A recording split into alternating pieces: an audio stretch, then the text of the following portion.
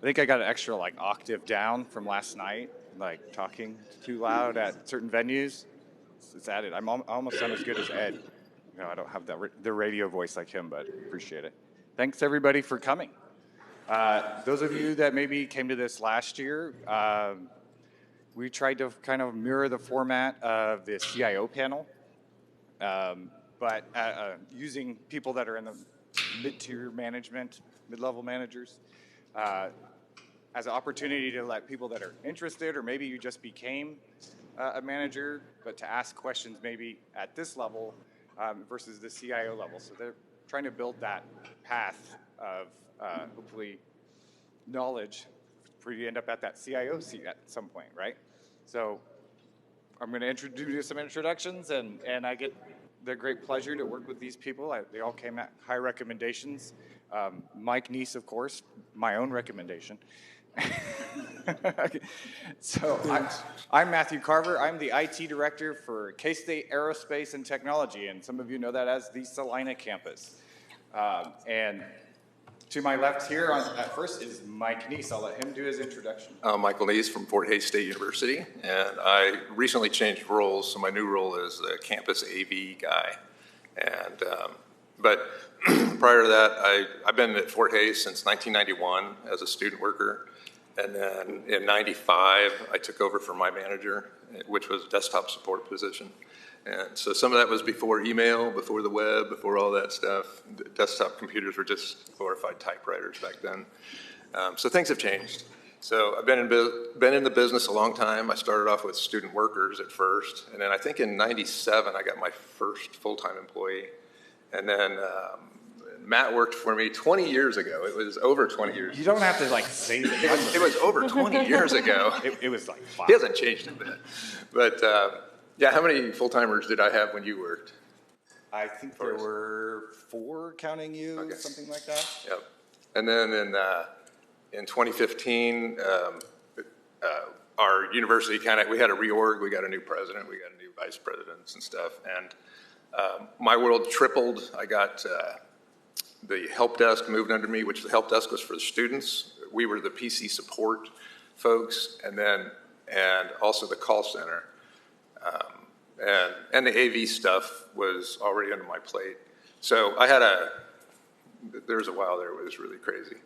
And I got up to like 10 employees, so I've been managing 10 employees.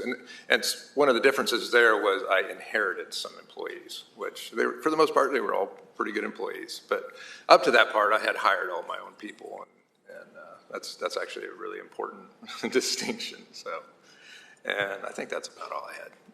And so next on our left is Luecrita. Luecrita is at Pitt State. Yep. Hi, Luecrita Haraughty. I'm Director of Project and Process Management at Pittsburg State University.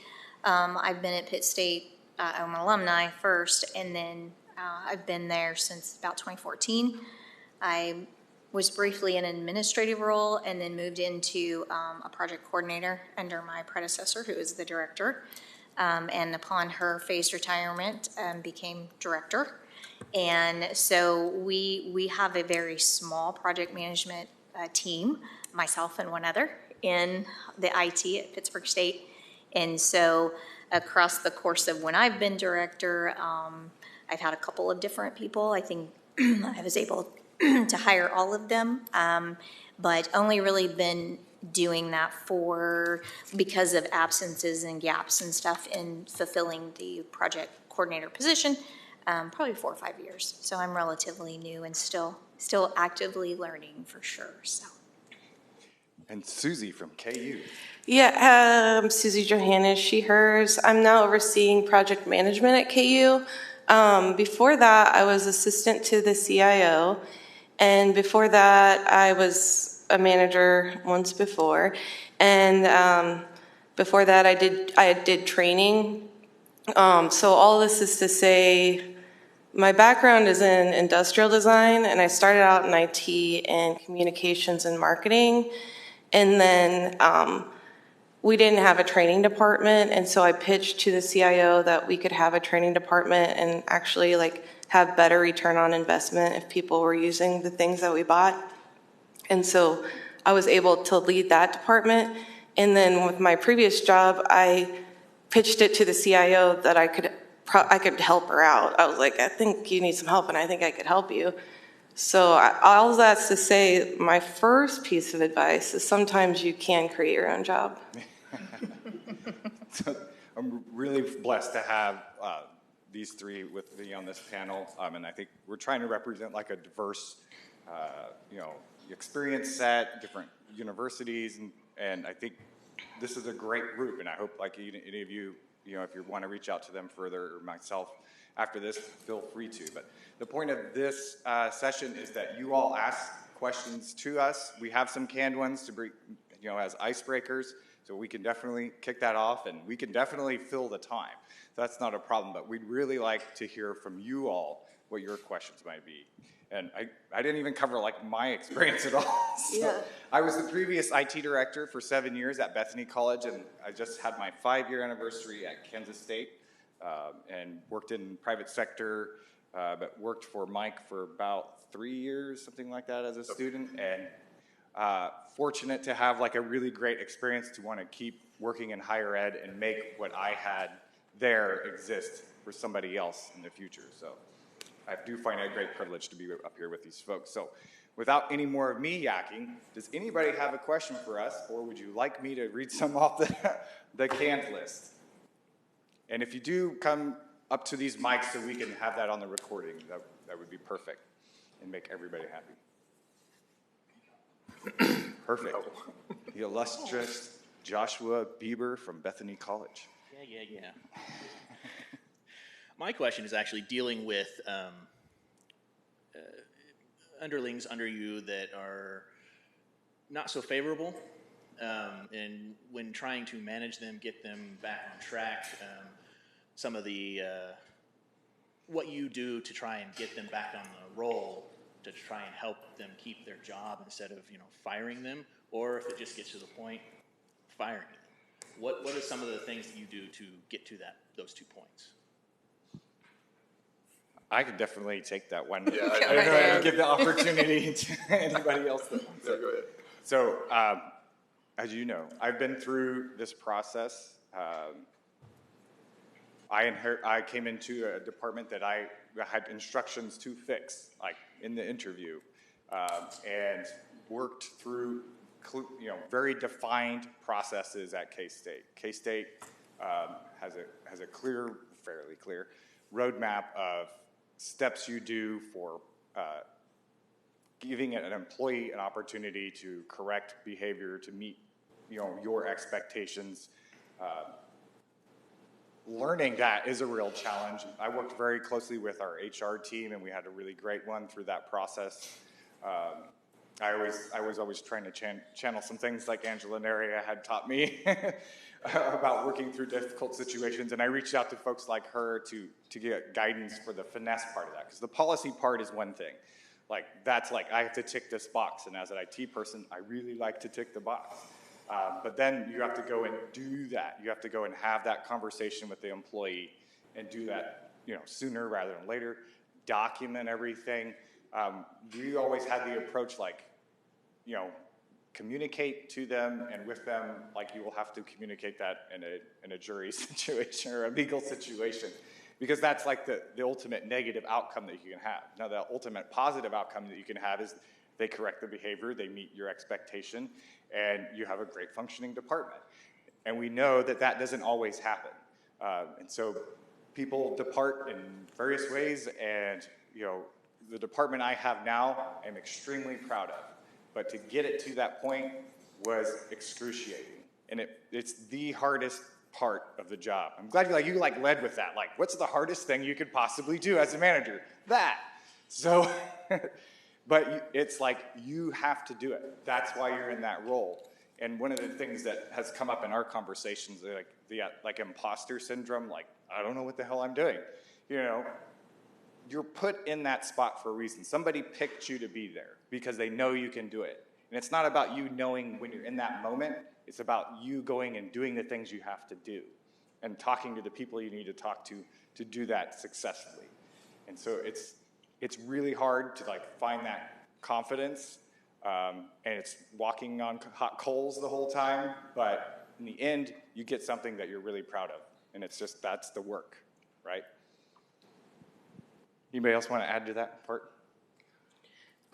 This probably isn't productive, but I think that, or what I'm going to say isn't productive maybe, but I think that having clear expectations as much as possible, I tend to get into these jobs that everybody thinks they know how to do them.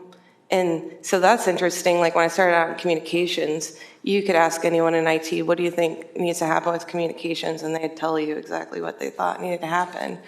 So it's interesting, like being in project management now, there's like a bunch of different ways. I mean, it's an art as much as we try to make it a science. So I think, there's not one size fits all, but having clear expectations on like the minimum things and then helping people grow from there and making sure they have the skill set to do it. Would you elaborate on helping people grow? Like, what would you do to help someone grow? Like, in looking at, like, where's the pivoting this to, like, the positive outcome side? Yeah, I guess for me, I try to really pay attention to people. And so with the people who report to me, I try to point out the things that they're doing really, really well. And then, that whole sandwich thing I think we talked about, talk about these are some areas where I think you could succeed.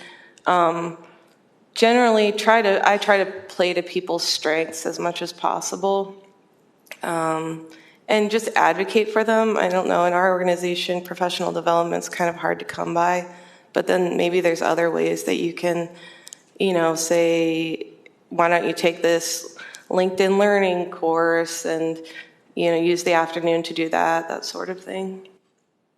Thank you. Yep, I would add, if you want like a formal method of doing it, you should be having one-on-ones with your employees once a week, at least a half an hour. And those can be, half of that can just be chit-chat, just talk and hey, how's it going and whatnot. But during the one-on-ones, you should have you're taking notes and you're keeping track of stuff, but you should have positive and negative feedback. So the positive feedback's really easy, right? Hey, on this project, you did really good, and I appreciate that. And the negative feedback from a manager standpoint is a little harder to do. And there's some good resources out there on the web on how to structure that, how to word it and whatnot. But that's the way you're supposed to do it. And like Matt said, it's not easy. It's not easy. Now, if you're going to the point where you have an employee that you need to terminate, that's a whole different process. But if you just want to try to build somebody up, I would definitely do the one-on-ones. It may seem like you're not really accomplishing anything, but just the fact that you're doing it is really good. And anyhow, makes sense, right? And I would say in addition to that, it's not just maybe an employee that is having struggles. If you have time, and I know that time is an essence for all of us, but to do that with all of your employees. My CIO is sitting in this room, and so we have biweekly meetings that we touch base with, and she does that with all of the leadership team, everybody that reports to her.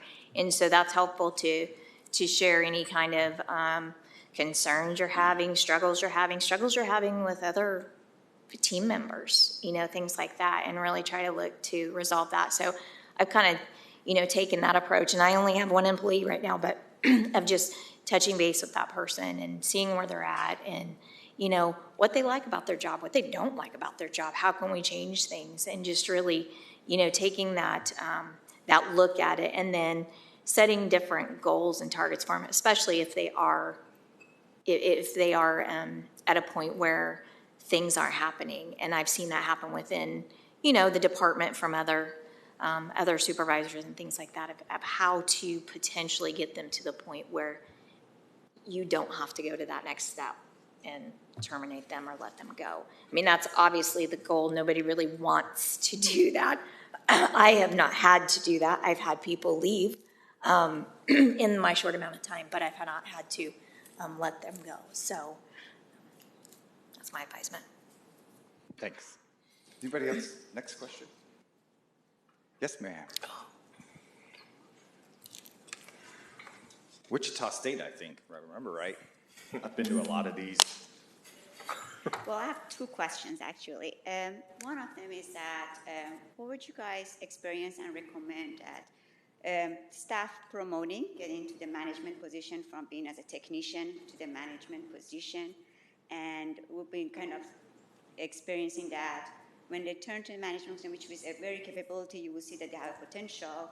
However, they still will like to hold on to the technical part of their job, and they will not really focus on the management part of their job, which is, we'll say, is not attractive enough, and because that's their comfort zone. I'm very good on the technical, I can solve, I can research, but then there's so much lacking you will see on the management, which you say we provide training, guidance, coaching, but still we see that still not being very attractive to them.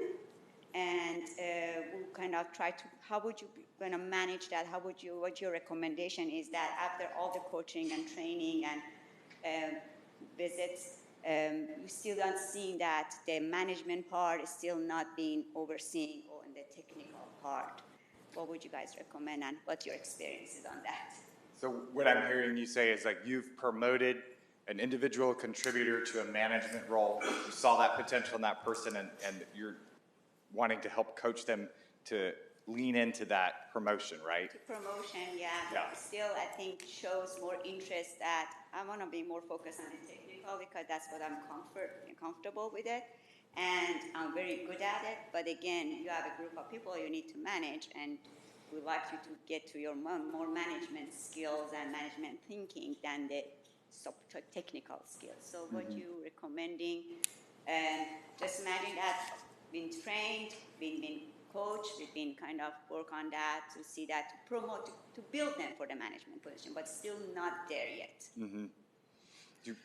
I mean, I can always talk, but I want to make it like you guys lean into you. Suzie, what do you have on that one? I think that's a really common thing because I think in order to get promotions, a lot of times you have to become a manager. I started out, I told my supervisor at the time I wanted to get management experience, and so I started supervising students. And I think it was like a needed thing because, you know, that person was already supervising, you know, employees and that sort of thing. I do think it's really hard because most of us, if you're in management, you're usually doing a job and being a manager. You're not, like, you don't have the luxury of, like, specializing in management. So I think that, like, at KU, we have different training. So we have, like, a mandatory training for supervisors. I don't know if everyone can access it, but it's called STEP training. And then there's another thing that you can do. I can't remember what it's called at KU below that if you're interested in building those skills. But I think a lot of it comes from, I'm not really getting to your point, the building skills part, a lot of it comes from trying to do it and making mistakes. Like I definitely made a lot of mistakes. I still am making a lot of mistakes, I'm sure. But yeah, I don't know. I think structurally to change that problem, we need to have avenues for people to get raises and promotions that aren't doing something they don't want to do. I would say that, I mean, some people just aren't cut out to be managers, you know, and that's a hard one to, you know, I can think of a situation where that happened. And in IT, it's say, hey, you're the best tech, why don't you become a manager and we'll give you a raise. And sometimes it works and a lot of times it doesn't. And, you know, we're kind of a small shop, so we can still get away with that, even if it doesn't work so good. But, I don't know, are you considering, is that on your mind that just maybe it's not going to work out? Let's try to explore, because it's a very, you see the potential. You see that they really can do it, you just need to put some effort on it, and you don't see the effort, because there's a lacking of the effort, and kind of right to see that how we can be better coaching this person, kind of the individual that become, because you will see that if they will put the effort, they will shine very successfully, but they just you keep pushing and just do it, they do a great job, but cannot be constantly pushed by you. I mean that you don't want to be micromanager. You want to make sure that your manager runs perfectly and you don't need to keep constantly pushing them. There should be kind of try to see how we can build up them and have this opportunity still stay with this person, not kind of, because, yeah. My second question was about the organization, kind of like, have you guys had experience and employee that they're not very organized and keep missing deadline or they're kind of not being on the top of their task, and then you get to the point that I've been constantly, from my end, it's getting to the point that I'm putting in my calendar to reminding that individual that, by the way, don't forget about this, this is a deadline, which you already know is their deadline, not my deadline, but you have to constantly to see. How do you guys operate, manage that? How about you do you have any experience on that to be able to make this kind of technician or individuals, employee that be more organized on their work, on their task, on their deadline? Like set priorities and then meet those priorities. Okay, and how do you coach somebody through that? Lucretia, you were quiet on the last one. I'm going to pick on you. You're going to pick on me now. I have my employee right now is relatively new, has never really been in, per se, a project management realm. So it's really just kind of guiding him and touch base. I mean, it's literally just me touching base, which then again is, I have my work to do too, and making sure that they know the priorities clearly. This is, here's your list, and this is more important than this. And I think that's probably our department-wide of really knowing that, and that's probably the project management side of me too, is knowing you have all of these things, but you really have got to focus on this. And then setting those deadlines. Just actually went through this, and said, I really need this done by the end of the week. And it's knowing that if it's truly a hard deadline and this absolutely has to be done and we can't, there's no waiver in this, as opposed to those ones that do have a waiver, and then allowing them to make sure they have time to do that. So it may be taking other things off of them so that can be completed. I know that sounds really simple, but that's kind of how I function from that side of things. And if there is something else that they know they just can't get to, do I have to take that on? Do we have someone else that can help and take that on?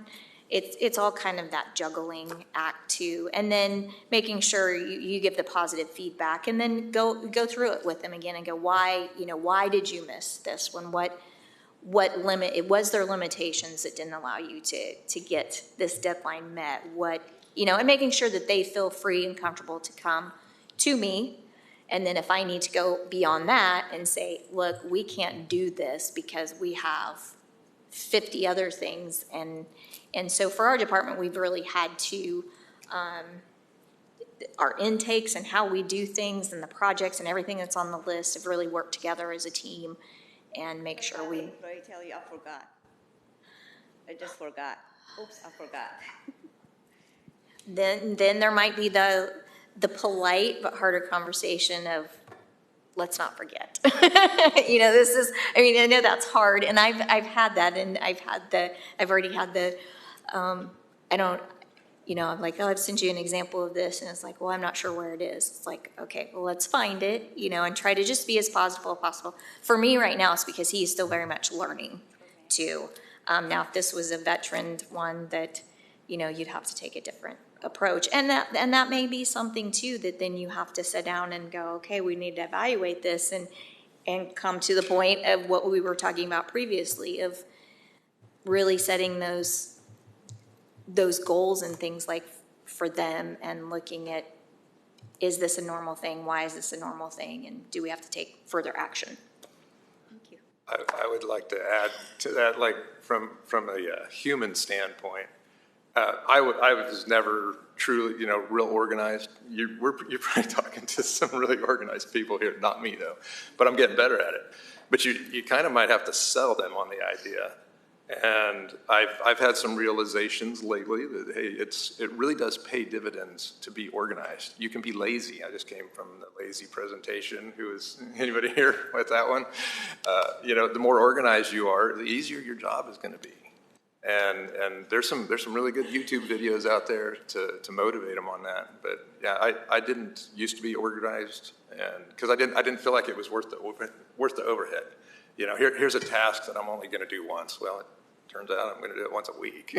I should probably figure out a better way to do that task. And you know, and I don't know. There's ways to sell that. And just, you know, it makes their job easier. It really does. But if you're talking to somebody who's already organized, they don't understand. So, yeah, Thank you very much. Yep. Appreciate it. Thank you. Yep. Who's next?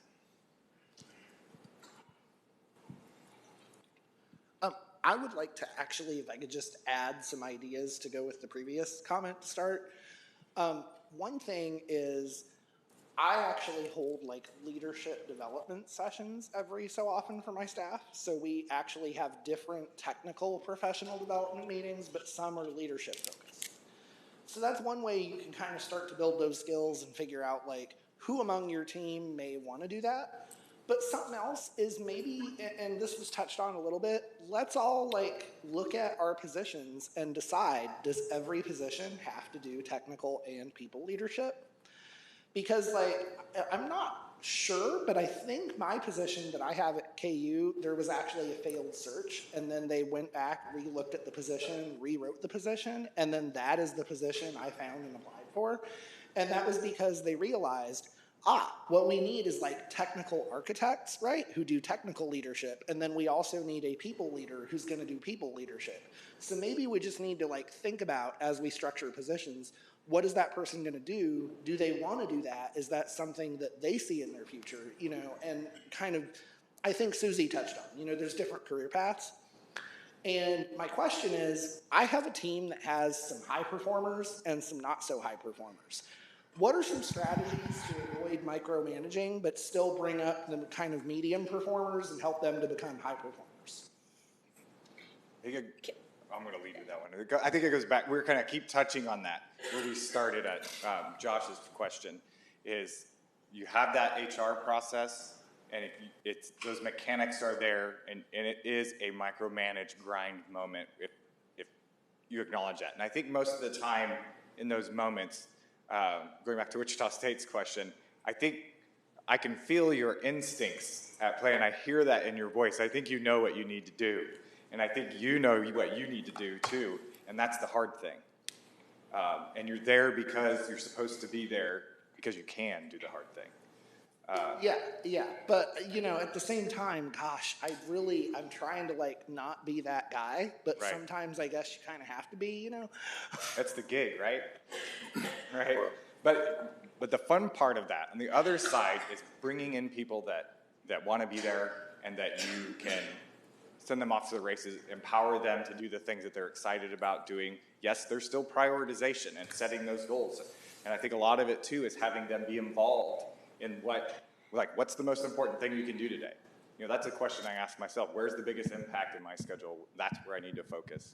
And getting them to participate in that on your one-to-ones or your every other week or weekly, whatever that is. We try to do it.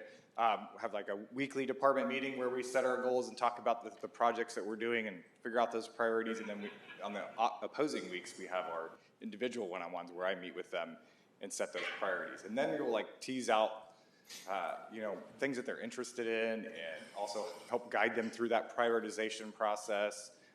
And I think that's where you start getting that team synergy I hate using that word, but it is appropriate. I don't know if that's answering your question or not. Maybe one of these folks will answer it better. I see Mike's. I do want to make a point. Remember that 90% of your work that your group's going to get done will be done by about 10% of your people. So, and as a good manager, you actually should put most of your attention on your good people.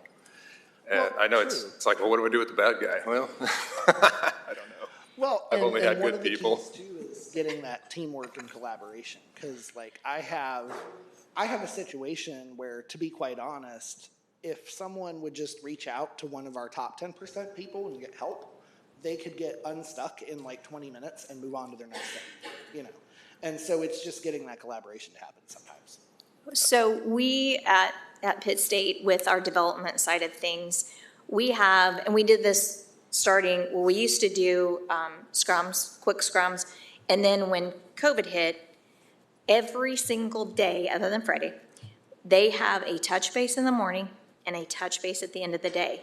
And that's when somebody can come forward and say, I have a problem with this. Another one steps in and we talk through things. Sometimes they are 5 minutes, sometimes they are 30 minutes. And then that leader of that group is really good about connecting maybe somebody who's a top performer with a little bit lower performer, and teaching them and saying, okay, we've got this new programming language, or we haven't done something here, and putting them together to work on projects together. He's really good about that, and so that has brought forward some of those others. And then the next time around, when there's something for that, then they're the lead on it. So there's kind of that proof out that they've learned and they can move forward with this. And so they interact very, very well together.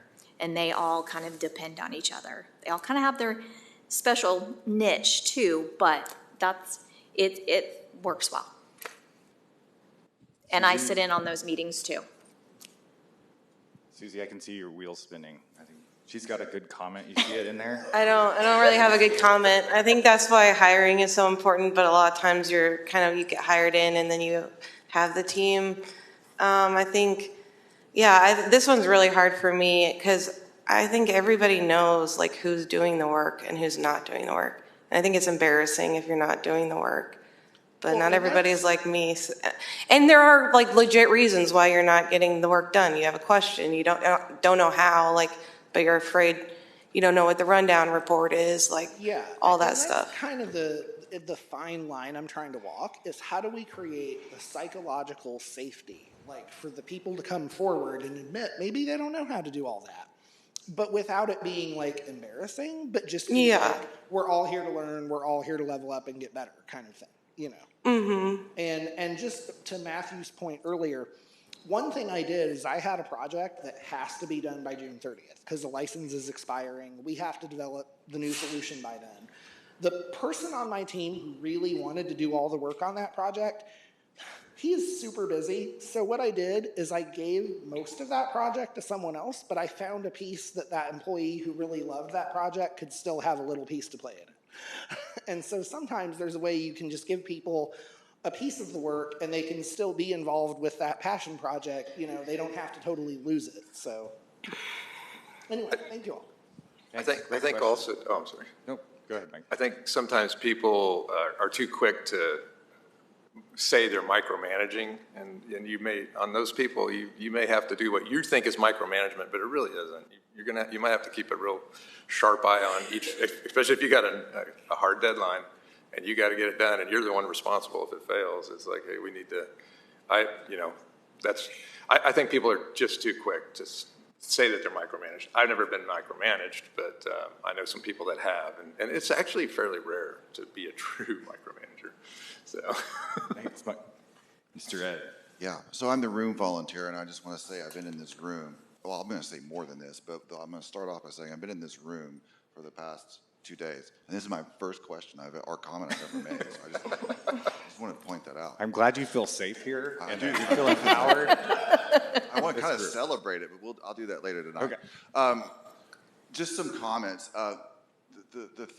When I was a manager, the switch that flipped for me was when someone told me, hey, Ed, in IT, of all the resources and infrastructure and hardware and equipment we have, if you add up all that cost and put that over here in a bucket, and then you take all the salaries that you pay your staff, or that we pay your staff is what he said, and you put that in a bucket, the amount of monetary resources that goes into your staff is actually, in most cases, now some of you are going to say no way, but in most cases, that is more than your hardware side. And that got me thinking that, we spend all this time on our technical side, patching, fixing, adjusting, tweaking the hardware, but as managers, our job is really, we stay away from that technical side, and our job now is to patch, fix, tweak, pour into our resources, our people. So how do you make the productive people grow? How do you make the non-productive people grow? It's just the same stuff. You're doing either weeklies or dailies. And here's the thing. the path to success is going to be one of two ways, and it's going to be a win-win, at least for you, and hopefully for the employee. If the employee is really productive, win-win. If the employee's not, and they're just not getting it, and it's clear they're never going to get it, then there's a path that way, and Matthew's kind of talked about that. And that's a win-win too.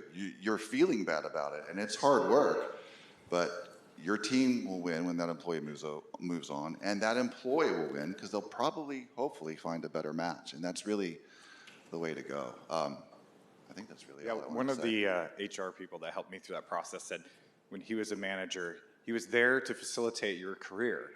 What direction that went in was up to exactly. you. Yeah. I'll leave on this comment. I'm not going to give an example because we are being recorded. I'll try to make it a little bit more vague. But I was over a team, and there were 3 people. One of them was stellar. The other 2, not. And when they left, both the employee that remained and I had a lot less stress. We were filling in for those 2 vacant positions for a while, but I'm going to tell you, I went to work happier. We got more stuff done, and it's just so much smoother. So that's not the path you want to go, because our job is to grow our employees, but sometimes it just goes that way. So, yeah. Thanks, Ed. We got a question right there. Yeah, I sort of wanted to follow up on one of the Wichita State questions. So I'm coming from the other side where I'm more of a technical person who is sort of reluctantly become a manager. And so I'm still doing a lot of technical work, and that's sort of my passion is that side of it. And I do want to do a good job at the managing, but I find that to be a lot more mentally draining, whereas the technical side is, invigorating. So do you have any advice for me being in that situation on ways to,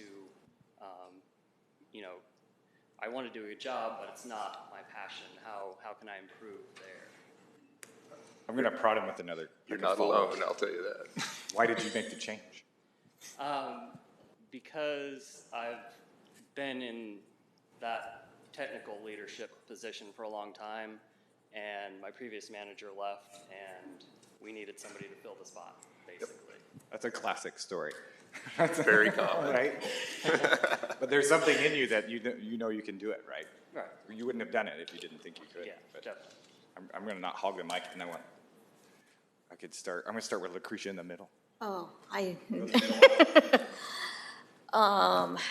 yeah, I don't know if I really have a good answer for that.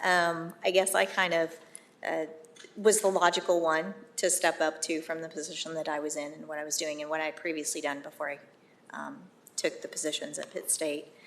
I guess you just gotta, like anything, you gotta try to find I don't want to say a passion, but a part of it that you enjoy, and work through it. It's not everybody's, I would say that probably most people don't believe that they're manager positions. It takes a lot of time in some cases. We've talked about, and I've only got one employee that directly reports to me. These folks have more than that or have had more than that.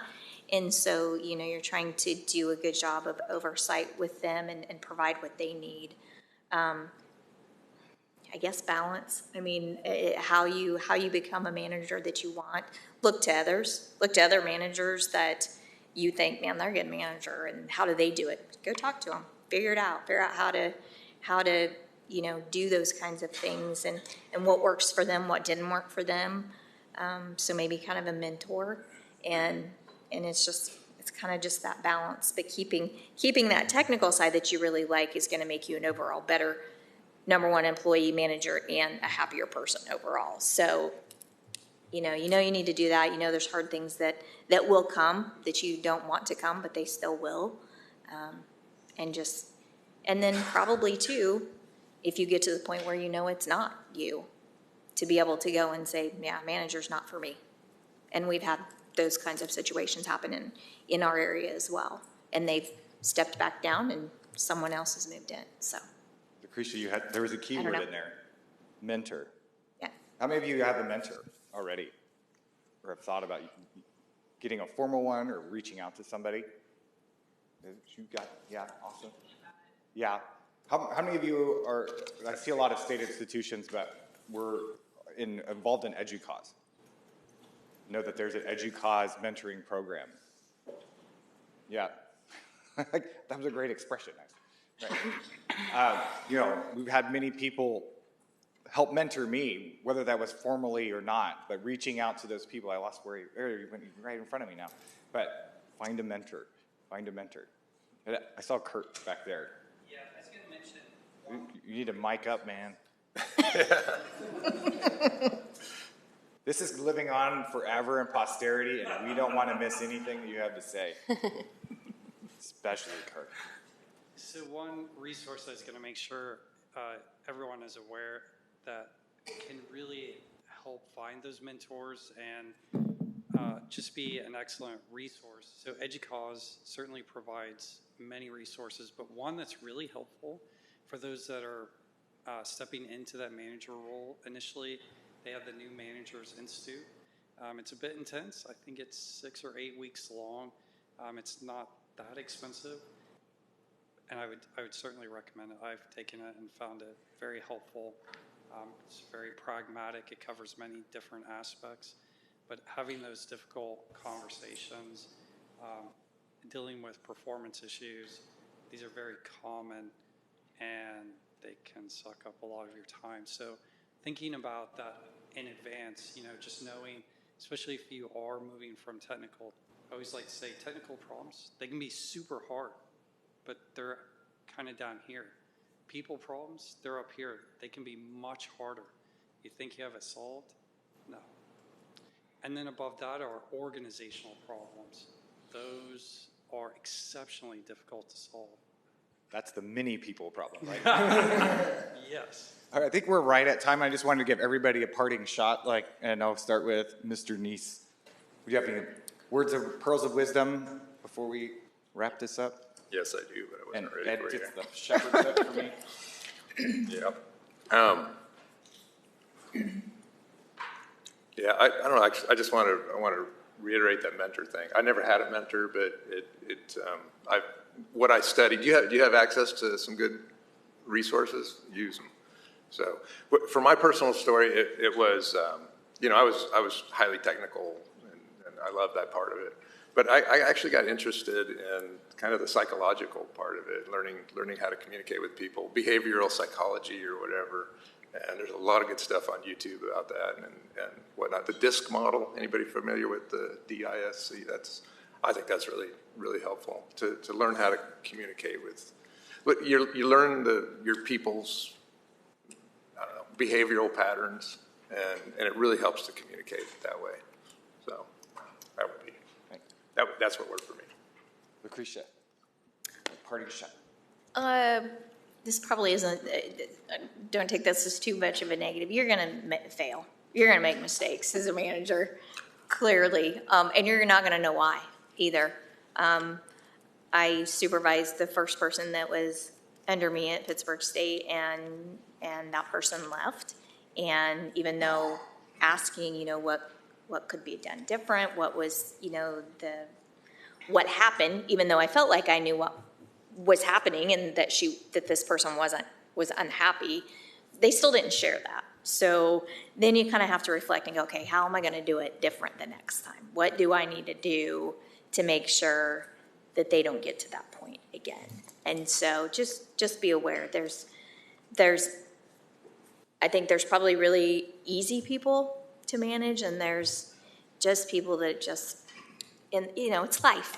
They're just not as easy to manage, and sometimes it's not fun, but just know that not everything's rosy, and things will happen, and it's okay because you got to figure it out. Just kind of like what Ed said. So.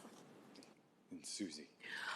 This isn't really management advice, but if your university does a tuition benefit, really make use of it. I had a manager, I was taking just random courses for fun, and he said, you got to make it add up to something. And I'm glad he did, because then I got a master's for free from KU, just taking one class at a time. And it's easy to get good grades if you're just taking one class at a time. And then not a manager thing, but I just feel like we spend so much time at work that there should be something that's fun about it, that we enjoy about it. And I don't know, connecting with the parts of your job that you like. Maybe there's some, I've just negotiated a lot of these different positions because I've kind of got an odd mix of skills. And so I don't know, when I hear about things, I'm like, well, I always think maybe there's an opportunity to kind of negotiate out of that. I don't know. I'm sure there is. I know we're over time, so I'm not going to add any more time to this, but I am so grateful for these three fine people that were up here and get to know them better. And thank you all for coming. We appreciate it.